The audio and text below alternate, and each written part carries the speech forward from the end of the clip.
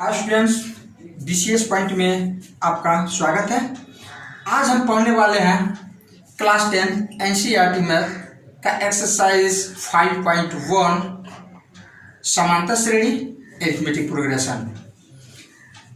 सबसे पहले किसी भी एक्सरसाइज को आप स्टार्ट करो ना तो उसका इंट्रोडक्शन वीडियो आप अवश्य देखो, क्योंकि इंट्रोडक्शन में ही उस चैप्टर के बारे में आपको बताया जाता है कि जो चैप्टर आप पढ़ रहे हैं उसका मीनिंग क्या हुआ, उसका मतलब क्या हुआ। ठीक है, उसमें जितनी भी सारी चीज़ें होती है ना वो इंट्रोडक्शन वीडियो में समझाया जाता है। जैसे चैप्टर आपका समांतर श्रेणी है तो फिर इंट्रोडक्शन वीडियो में ही ये चीज़ आपको मिलेगा कि श्रेणी क्या होता है, समांतर श्रेणी क्या होता है, इस श्रेणी कितने प्रकार की होती है, उसके अलावा सार अंतर क्या होता है। इन सभी चीज़ों को आप इंट्रोडक्शन वीडियो में ही आप देखेंगे तो वहाँ से आपका कंसेप्ट क्लियर होगा।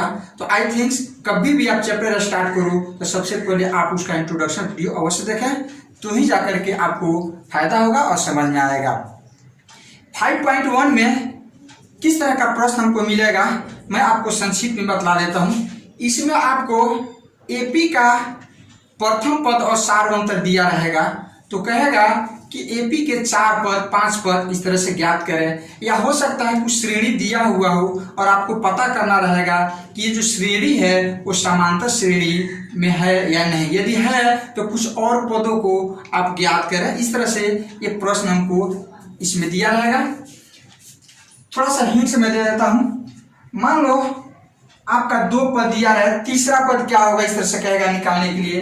तो आपको हमने एक फॉर्मूला बताया है कि यदि आपसे तीसरा पद पूछा जाए A3, तीसरा पद को हम A3 से सूचित करते हैं, तो इसके जस्ट पहले वाला पद में आप D जोड़ दोगे तो इस तरह से आपका तीसरा पद मिल जाएगा। अर्थात AN बराबर AN-1 प्लस D, ये फॉर्मूला होता है हमारा किसी पद को ज्ञात करने का। तो किसी पद को ज्ञात करो तो उसके पहले वाले पद में आप D को जोड़ दो। उसी तरह से यदि आपका A1, A2, A3, A4 ये पद हो गया, आपको पता करना है ये श्रेणी जो है एपी में है या नहीं। तो इसके लिए आप दो पदों का अंतर निकालोगे, अर्थात A2 माइनस A1 निकाल दो, A3 माइनस A2 निकाल दो, A4 माइनस A3 निकाल दो। दो पदों का अंतर ले लो और प्रत्येक स्थिति में एक ही संख्या आता है। जैसे मान लो के तो हम कहेंगे कि ये श्रेणी जो है एपी में है अन्यथा एपी में नहीं है। तो कुछ इसी तरह का प्रश्न इसमें दिया हुआ है। हमने प्रश्न 2 को लेकर के आगे बढ़ा है। 2, 3, 4 हम लोग सॉल्व कर लेंगे तो 1 को सॉल्व करेंगे, क्योंकि ये समझ में आ जाएगा फिर कि अब प्रश्न 2 में कह रहा है कि एपी के 4 पद हमें ज्ञात करना है जहां पर ए और डी दिया हुआ है। तो प्रश्न 3 में चूंकि इसमें 1-2 प्रश्न को हमने छोड़ दिया है क्योंकि वो थोड़ा आसान है, तो इस तरह से हम यदि ये 2-3 प्रश्न बना लेते हैं तो उसको भी आप आराम से कर डालोगे। तीसरा, पहला पद को हम A1 से सूचित करते हैं। तो ए के जगह पर लिखेंगे यहाँ पर हम A1 बराबर 4, D बराबर -3। तो कह रहा है कि 4 पद ज्ञात करें। 4 पद में एक पद तो हमारा 4 हो गया, दूसरा पद इस सूत्र की सहायता से ही हम ज्ञात करेंगे। तो लिखेंगे यहाँ पर दूसरा पद का मतलब A2। तो A2 का मतलब इसके जस्ट पहले वाला पद में D जोड़ दो तो इसके जस्ट पहले वाला पद A1 मिलेगा। देखो ना, A2 के जस्ट पहले A1, ये हो जाएगा A1 प्लस D। A1 का वैल्यू है 4 प्लस -3। अब यहाँ पर चूंकि D का मान -3 है इसलिए इसे ब्रैकेट में रखेंगे। ब्रैकेट हटाओगे तो जाएगा 4 प्लस -3 बराबर 1। इसी तरह से हम A3 निकालेंगे। A3 के जस्ट पहले यहाँ पे A2 है तो A2 में D जोड़ देते हैं, ये जाएगा A2 प्लस D। A2 आपका अभी आपने निकाला है 1, तो 1 प्लस -3, तो प्लस -1 -3 बराबर हो जाएगा -2। A4 इसी तरह से A4 के जस्ट पहले A3 हमको मिलेगा, तो A3 प्लस डी, A3 का मान -2 प्लस डी का मान -3। अब ब्रैकेट हटाओ, -2 प्लस माइनस -3 हो जाएगा -5। इस तरह से हमने 4 पद इसका निकाल दिया जब ए और डी दिया हुआ है। उसी प्रकार हम चौथा प्रश्न को लेकर के आगे बढ़ते हैं। चौथा प्रश्न में पहला पद ये हो जाएगा और डी ये हो गया, तो लिखेंगे चूंकि A1 बराबर -1 और D1 बराबर D बराबर 1/2। अब हमें दूसरा, तीसरा, चौथा इस तरह से सभी पदों को निकालना है। अतः A2 का क्या होगा, तो A2 के पहले क्या है जी, A2 के पहले A1 है, तो A1 में D जोड़ देंगे, A2 हमको मिल जाएगा। तो A1 प्लस D, A1 का वैल्यू है -1 प्लस 1/2। भीड़ का ये जोड़ हो गया, इसके नीचे भी 1 लिख करके बटा का रूप दे दो, भीड़ का रूप दे दो। अब 2 और 1 का एलसीएम 2 होगा। 1 को 2 से डिवाइड करोगे तो 2 से -1 में गुना करोगे -2 प्लस 2 से 2 एक बार में, 1 से 1 में गुना करोगे 1 ही होगा। इस तरह से अब ये क्या होगा, चिन्ह अलग अलग है, घटा दो, मतलब माइनस प्लस माइनस, 2 में से 1 जाएगा 1, और 1 का चिन्ह क्या होगा, तो यहाँ पर जो बड़ी संख्या होगी दोनों में 2 बड़ी संख्या, इसका चिन्ह माइनस है तो यहाँ पर -1 लगा देंगे, ये 2 हो गया। इसी तरह से A3 हम निकालते हैं, तो A3 का मतलब A2 में D जोड़ दो, तो A2 प्लस D। A2 का मान कितना निकाला आपने, -1/2 और D हमारा है 1/2। अब ये देखो माइनस प्लस दोनों सेम ही संख्या है, इसका चिन्ह माइनस, इसका चिन्ह प्लस, तो इसका मतलब घटेगा, बराबर संख्या से बराबर संख्या घटा हुआ 0, ये हो जाएगा 0। अब लास्ट हमारा है A4, 4 ही पद हमको निकालना है। A4 तो A3 प्लस D। A3 का मान देखो कितना भी आपने निकाला है, A3 का मान आपने निकाला है 0 प्लस 1/2। तो 0 में कोई भी संख्या जोड़ते हैं तो वही संख्या आएगा, अर्थात 1/2 ही होगा। इस तरह से चौथा प्रश्न का 1 का 4 हमारा सॉल्व हुआ। अब हम आप वीडियो को पॉज करके इसको चाहे तो नोट कर सकते हैं। 5 नंबर में A1 का मान दे दिया है -1.25 और D का मान दिया हुआ है -0.25। ए कभी भी लिखा है, ए का मतलब प्रथम पद, तो प्रथम पद को A1 से भी हम सूचित करते हैं। इस तरह से अब दूसरा पद निकालते हैं, A2, तो A2 का मतलब A1 प्लस D। A1 का मान दिया हुआ है -1.25 प्लस D का मान माइनस में है तो ब्रैकेट लगा दो, -0.25। इसको हम अब इसको सॉल्व करते हैं।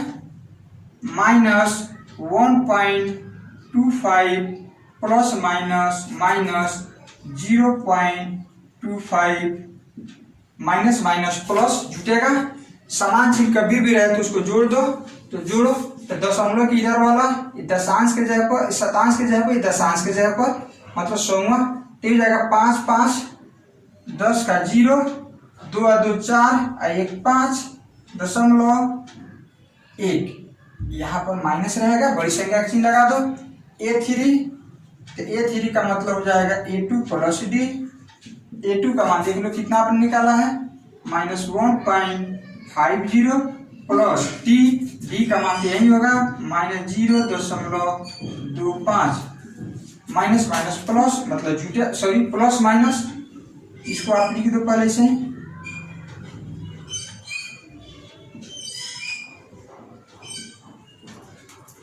अब देखो दोनों का सेम चिन्ह जोड़ दो, तो हो जाएगा 5 5 में 0 जुटेगा 5 5 और 2 7.1, इतना हो जाएगा। और लास्ट A4, तो A4 A3 plus D. A3 का मान देख लो कितना है, -1.75 प्लस डी का मान माइनस, तो डायरेक्ट हम यहाँ ब्रैकेट तोड़ देते हैं, प्लस माइनस माइनस 0.25। अब सवाल है कि जुटेगा कि घटेगा, इसका भी चिन्ह माइनस, इसका भी चिन्ह माइनस, सेम चिन्ह है, माइनस माइनस प्लस, जुटेगा तो जोड़ दो, तो ये 5 5 में जुटेगा, 0 5 5 10 का 0, 7 है 2 9, 1 10 का 0, दशमलव 1 1 2, इतना होगा। तो इस तरह से क्वेश्चन नंबर 2 का 3 प्रश्न हमने सॉल्व किया। आई थिंक ये प्रश्न आपको समझ में आ गया होगा। अब हम चलते हैं, नेक्स्ट प्रश्न हमारा है क्वेश्चन नंबर 2 हो गया 3 में कह रहा है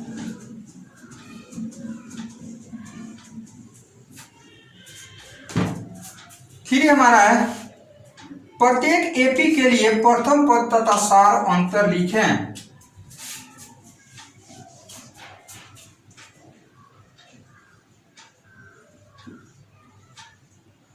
प्रत्येक एपी के लिए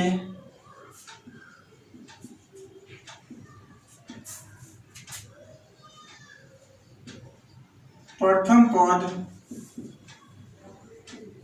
तथा सार अंतर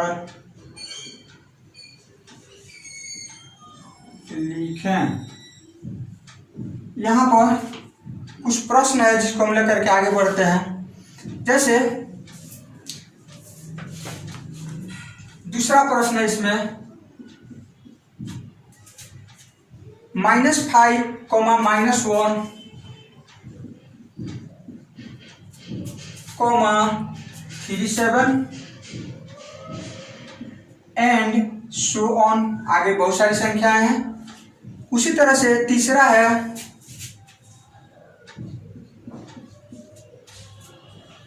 1/3, 5/3, 5/3,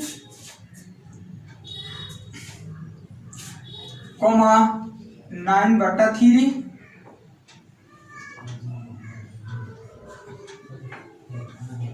और एक और प्रश्न हम ले लेते हैं 4 नंबर 0.6, 1.7, 2.8, 3.9 एंड सो ऑन। इस तरह से कह रहा है कि इसका एपी के लिए प्रथम, मतलब एपी में है, आपको जांचना नहीं है, इसका प्रथम पद और सार अंतर ज्ञात करना है।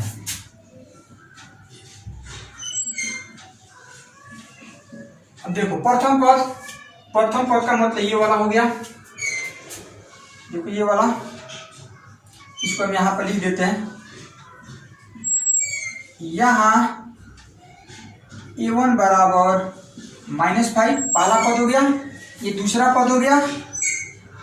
A2 बराबर -1, A3 बराबर 3 और A4 बराबर 7। प्रथम पद ये वाला हुआ, अतः A बराबर -5, D का मतलब होता है किस में से कोई भी आप 2 पद ले लो, कोई भी लगातार 2 पद ले लो, क्रमागत 2 पद लेना है, ये दोनों को लो या ये दोनों को लो या ये दोनों को लो, आपको जो आसान लगे। चलो हम ये दोनों को ले लेते हैं। तो आप जानते हैं कि सार अंतर का मतलब हम ऐसे जा रहे हैं क्योंकि इधर जो है इनफाइनाइट नंबर है, तो हम ऐसे जा रहे हैं, तो इन दोनों के यदि हम लेते हैं तो ये दूसरा होगा, ये पहला होगा। तो हम आपको इंट्रोडक्शन में हमने आपको बताया है कि कभी भी डी निकालना रहे तो दूसरा पद में से पहला पद घटा देना। तो हम 3 और 7 को ले रहे हैं, तो 3 और 7 में दूसरा पद ये हो गया, पहला पद ये हो गया। चलो एक फॉर्मूला एक बार लिख लेते हैं। सूत्र होता है दूसरा पद माइनस पहला पद। अब ये दोनों को आपने लिया तो ये दूसरा पद होगा, ये पहला पद होगा। ये सूत्र का मतलब ये नहीं कि ये पहला दूसरा की बात कर रहे हैं, मतलब जो आप ले रहे हैं युग्म, जो जोड़ मतलब ले रहे हैं आप क्रमागत 2 पद, उसमें से आगे वाला को दूसरा, पीछे वाले को पहला पद कहते हैं। तो इस चीजों को लिखना जरूरी नहीं है, डायरेक्ट आप लिख सकते हैं जैसे ये वाला हो गया पहला दूसरा तीसरा, इस चौथा माइनस तीसरा आपने लिया है तो आप लिख सकते हैं A4 माइनस A3, मतलब आगे वाला में से पीछे वाले को घटा देना है तो जाएगा 7 माइनस 3 बराबर हो जाएगा 4। इसी तरह से हमारा नेक्स्ट तीसरा, अब हम इस तरह से नहीं लिखेंगे इसको, डायरेक्ट हम लिख रहे हैं, आप इस तरह से लिख करके अपना फेयर में बना सकते हैं, कर सकते हैं। ये पहला पद हो गया, लिखेंगे यहाँ A बराबर हो जाएगा 1/3 और D बराबर, तो D का मतलब होगा कोई इसमें से दो पद ले लो, चलो हम ये दोनों को ले रहे हैं तो इतना, तो ये दूसरा पद हो जाएगा, ये पहला पद हो जाएगा, तो A2 माइनस A1, तो A2 हो जाएगा 5/3 माइनस 1/3। हर कैल्शियम लोगे तो हर सेम रहे, तो कभी भी हर सेम रहे ना तो इसको लघुत्तम अगर निकालने की जरूरत नहीं है, माइनस है तो अंश को घटा दो, 5 में से जाएगा 4/3। यही हमारा चौथा। यहाँ A, देखो यहाँ A पहला पद प्रथम, तो यहाँ A जो है हमारा 0.6 है और D क्या होगा, तो कोई भी दो पद ले लो, चलो हम ये दोनों को ले लेते हैं, तो आगे वाले से पीछे वाले घटाएंगे तो जाएगा 1 माइनस 7 माइनस 0.6, 7 में से 6 हो जाएगा 1.1 हो गया। इस तरह से हमारा क्वेश्चन नंबर 3 सॉल्व हुआ। अब हमारा नेक्स्ट प्रश्न है,